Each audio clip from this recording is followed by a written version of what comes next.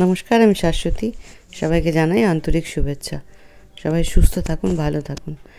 আজকে হ্যাশট্যাগ আমরা সকলের টপিক দিয়েছে আমাদের মধুমিতার মনের কথার মধু। একটা হচ্ছে তোমার মধ্যে স্পেশাল কি গুণ আছে, আর আরেকটা যেন কি দেখলাম, দুর্বল মনের পরিচয় কি, এরকমই দুটো। এক্স্যাক্টলি আমি বলতে পারছি না, কিন্তু জিনিসটাই। এবার স্পেশাল তো প্রত্যেকটা মানুষের মধ্যেই স্বতন্ত্র কিছু গুণ থাকে বা কিছু অগুণও থাকে। ভালো ভালো স্পেশাল কিছু থাকে, মন্দ স্পেশাল কিছু থাকে। এবার আমার কি স্পেশাল সেটা তো আমি বলতে পারবো না। আমি হয়তো মনে করছি এটা স্পেশাল, সেটা তো নাও হতে পারে।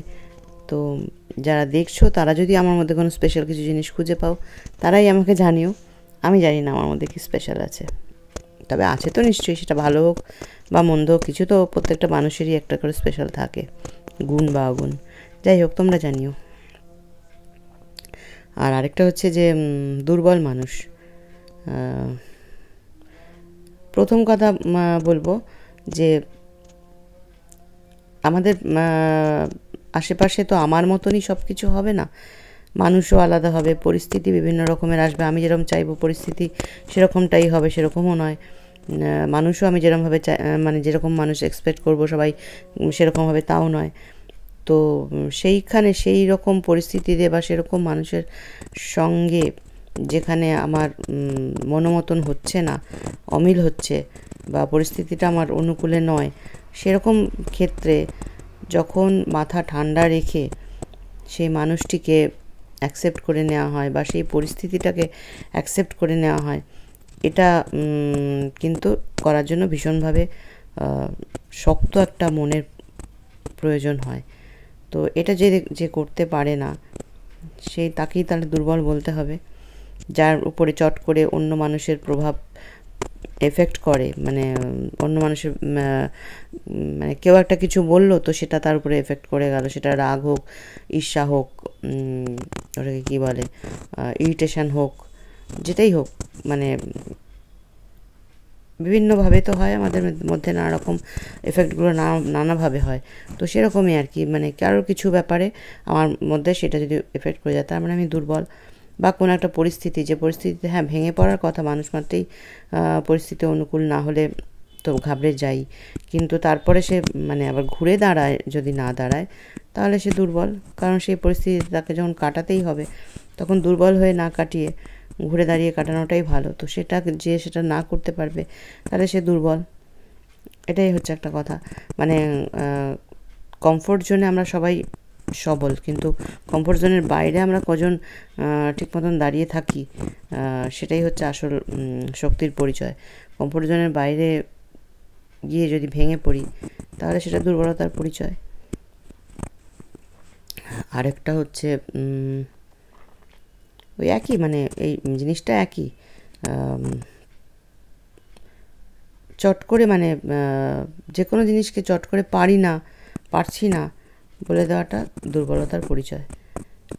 হয়তো আমি জানি না, করিনি কখনো, কিন্তু কেন বলবো পারি না, পারছি না, পারবো না। যেমন সেদিনই একজন বলল, আমাদের একটা গেট টুগেদার রয়েছে সামনের রবিবার দিন, আমার গ্রুপের গেট টুগেদার। তো একজন আসবে চুঁচুড়া থেকে, কিন্তু সে বলছে আমি একা আসতে পারবো না। সে আমার থেকে কিন্তু ছোট, তার বয়স হ্যাঁ আমার থেকে অনেকটাই ছোট হবে। তো সে বলছে একা আসতে পারবো না। তা আমি বললাম যে কেন পারবে না, এখান থেকে এইটুকু, আমি তোমার থেকে এতটা বড়, তার আমি যদি পারি তুমি কেন পারবে না? বলছে না, তুমি তো অনেক চলাফেরা করো একা একা। আমি বললাম আমি তো আগে করতাম না, আমার যখন দরকার পড়লো তখন থেকেই তো বেরোলাম। তারপরে তো সেই পশ্চিমবঙ্গের বাইরেও সেই কর্ণাটকে গিয়ে, যেখানে মানে ভাষা জানি না, কিছু জানি না, কোনোদিন যাইনি, সেখানে গিয়েও এতদিন ধরে চলে ফিরে তো এলাম, সব কিছু গুছিয়ে নিয়ে নিজে একাই, যাওয়াও একা, আসাও একা, সব কিছুই একা। তো আমি যে প্রথম দিন থেকেই তো আমি অনেক চলাফেরা করছি না, আমি তো তখন একসময় এখানেই ছিলাম। তারপরে যখন থেকে দরকার পড়েছে আমি বেরোচ্ছি। তো ঠিক সেরকমই তুমি প্রথম একদিন তো স্টার্ট করতে হবে। কোনো দিনও করি না বললে তো কোনো দিনই হবে না, একটা দিন তো স্টার্ট করতে হবে। তো তুমি চলে এসো। না, আমি পারি না, আমার কেমন যেন লাগে, আমার পায়ের এরকম আছে। তো তো এবার এইগুলো বললে তো কিছু করার নেই, পায়ের তো আমারও আছে, অনেকেরই অনেক রকম অনেক কিছু আছে। এবার সেটা হচ্ছে মনের উপর নির্ভর করে। তো ওই আর কি, দুর্বল মন হলে এরকমই আর কি, পারি না, আমি ভরসা পাই না, এগুলো চলতে থাকে এইগুলো। আর হচ্ছে যে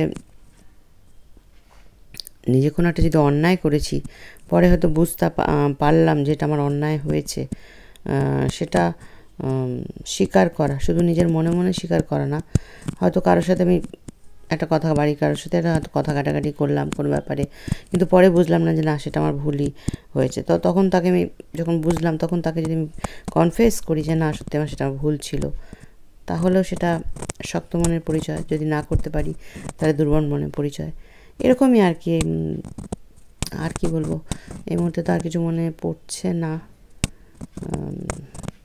আছে এরকমই জিনিসগুলো, মানে পরে মনে পড়লে আবার বলবো মধু। আজকে এইটুকুনি থাক।